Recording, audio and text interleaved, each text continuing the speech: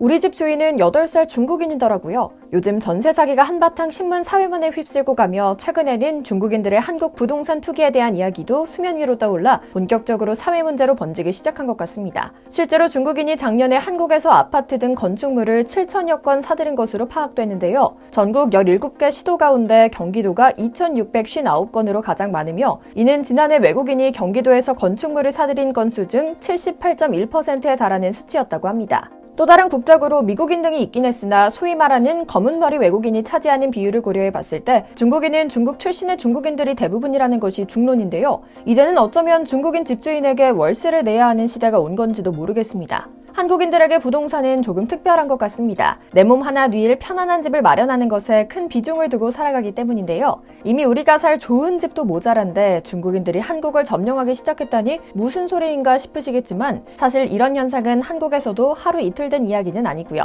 이미 캐나다나 미국 등 서양 국가에서는 심각한 사회 문제로 먼저 이를 막기 위한 특별한 법안까지 마련될 정도라고 합니다. 오늘은 한국 내 중국인들의 부동산 매수세 실태에 대한 이야기 이모저모를 전해드리려고 합니다. 잠시 저희 채널 구독 설정도 부탁드리고요. 최근 4년간 외국인의 토지 소유가 현격히 늘어난 것은 단순히 특정 국가를 몰아세우기 위한 중상모략이 아닙니다. 다양한 수치로도 확인할 수 있는데요. 국토교통부가 밝힌 외국인 토지 보유 현황에 따르면 순수 외국인 소유 토지 면적은 지난 2016년 대비 4년간 70%나 증가한 것으로 나타났습니다. 특히 이 중 중국인 소유의 토지 면적이 엄청나다고 하는데요. 동기간 무려 120%나 늘어난 것이죠. 문제는 이들이 투자한 땅이 대부분 서울과 경기도, 즉 한국의 핵심 지역이라는 것입니다. 최근 몇 년간 가파르게 집값 상승을 주도한 서울 아파트 가격이 이제 경기도를 넘어 지방까지 퍼진 지 오랜데요. 중국인들이 매입한 토지가 대부분 3기 신도시가 예정돼 있거나 개발 호재가 있는 곳이라는 것도 눈길을 끕니다. 이러면서 공시지가가 자동으로 상승하게 되고 집값도 서울 못지않게 오르게 된 것이죠. 당연히 실거주 용도가 아닙니다. 33%가 소유자가 한 번도 거주하지 않은 것으로 나타났죠. 투기를 위한 매매였습니다. 서울에서 집을 사지 못한 서민들이 경기도로 많이 나간 상황에 이제는 경기도에서 다른 지역 혹은 평생 월세살이를 걱정해야 하는 상황이 되었습니다. 이런 기막힌 현실 속에서 더욱 기막힌 이야기들이 들려옵니다. 20대 중국인 유학생은 국내 유학비자로 한국으로 와 빌라 2채를 매입해 매달 90만 원의 월세를 받고 있습니다. 출처 불명의 자금으로 수도권에 빌라를 구입한 그는 학생 비자 신분이기에 부동산 임대 사업을 할 수 없지만 법망을 피해 2년 넘게 월세를 받아 수익을 올리고 있죠. 30대 한 중국인은 단기 비자를 받아 중국과 한국을 오가며 아파트를 3채 샀습니다. 모두 자신의 명의로 구입한 이 아파트에서 나오는 월세는 200여만 원. 단기 비자 역시 한국에서 사업과 투자 활동이 금지돼 있지만 뻔뻔하게 무시하고 있는 것이죠. 주택 가격이 가파르게 오르며 시세 차익을 얻었을 뿐더러 월세까지 받는 중국인들, 철저하게 단속을 하고 애초에 매입할 수 없도록 만들어야 할 텐데요.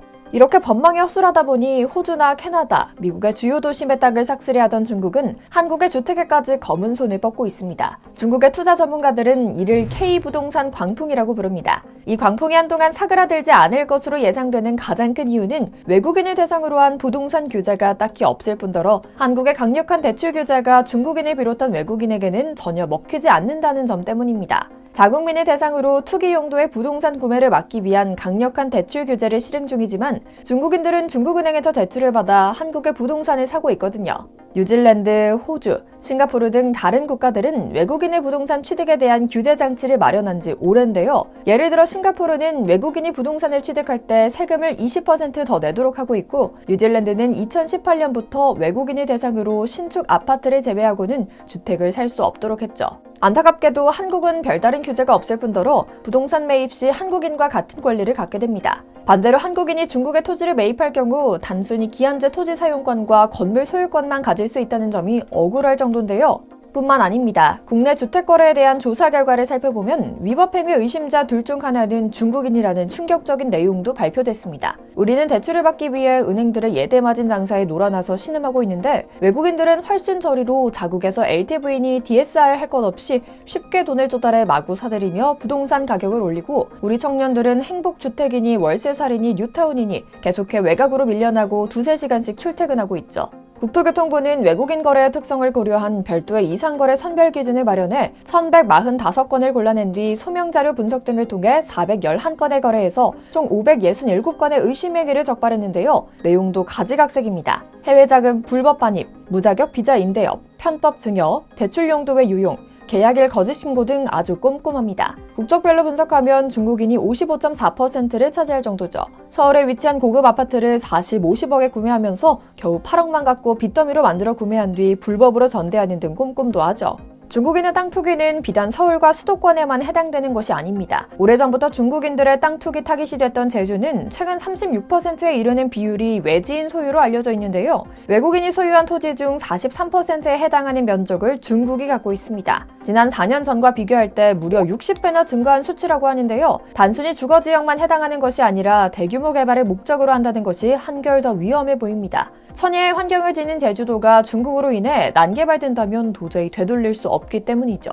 중국인들의 투기 때문에 세계 주요 도시 부동산 시장이 거품 경고음을 내고 있습니다. 투자은행 UBS에 따르면 캐나다 토론토가 거품 지수가 가장 높았으며 스톡홀름, 뮌헨, 밴쿠버, 시드니, 런던, 홍콩, 암스테르담 등의 순으로 나타나는데요. 캐나다는 그야말로 비극적인 수준입니다. 중국 부자들이 이민 1순위 국가로 꼽는 캐나다는 사실 19세기 서부 철도 건설 시기부터 중국 이민이 시작된 곳인데요. 특히 1997년 홍콩이 중국에 반환되면서 부유층 홍콩인들이 대거 이주했죠. 실거주를 위해 집을 산다면야 누가 뭐라고 하겠습니까만 중국인들의 욕심은 실거주 수요에 머무르지 않았습니다. 2016년부터 캐나다로 중국인들이 본격적으로 몰려오면서 밴쿠버의 집값은 월 평균 30%씩 올랐는데요. 문제는 중국 부자들이 집을 서너 채 산 후 그냥 비워두는 경우였습니다.